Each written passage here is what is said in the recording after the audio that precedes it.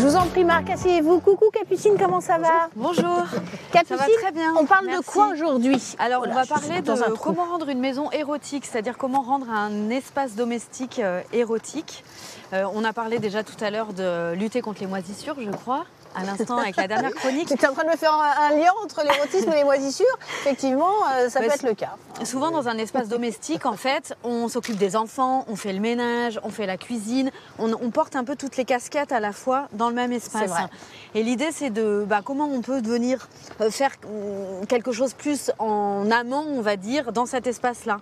Donc j'ai quelques astuces pour vous, pour les téléspectateurs. L'idée, c'est déjà de protéger l'espace intime. Quand on a des enfants, pouvoir avoir un petit verrou sur la porte à certains moments, on sait très bien que de toute façon ils savent tambouriner quand ils ont besoin, ça va permettre d'être beaucoup plus détendu dans ce moment-là.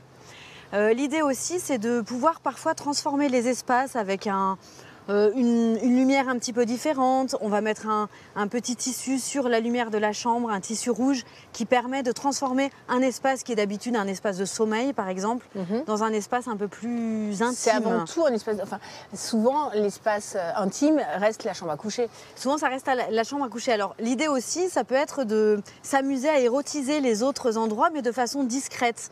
Par exemple, décider avec son ou sa partenaire d'avoir un petit code, un petit post-it cœur, une petite gommette jaune qu'on peut placer dans certains endroits de la maison, certains objets de la maison, dans le frigo par exemple, certains objets du frigo pour que le ou la partenaire puisse se dire en se baladant chez elle ou chez lui, tiens, le ou la partenaire a érotisé cet endroit. Donc ça peut être aussi un espace de jeu pour pouvoir pas distinguer les rôles comme on le fait d'habitude et pouvoir circuler un peu de façon érotique dans l'ensemble de la maison.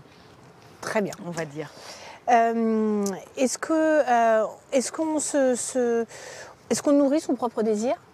Ah oui, alors voilà, c'est aussi l'idée de pouvoir nourrir son désir avec son ou sa partenaire. On peut effectivement avoir des moments privés, parce que souvent quand on vit en famille dans le même endroit, l'ensemble de la maison est pour tout le monde et c'est très compliqué, hein, notamment les mères qui travaillent, qui ont les enfants à la maison, leurs partenaires ont du mal à se trouver un petit moment pour soi. Or avoir un temps de bain, un temps même pour danser de façon endiablée chez soi, ça peut être super favorable au désir.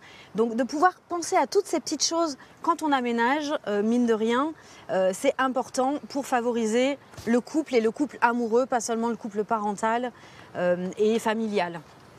Très bien. Merci beaucoup Capucine.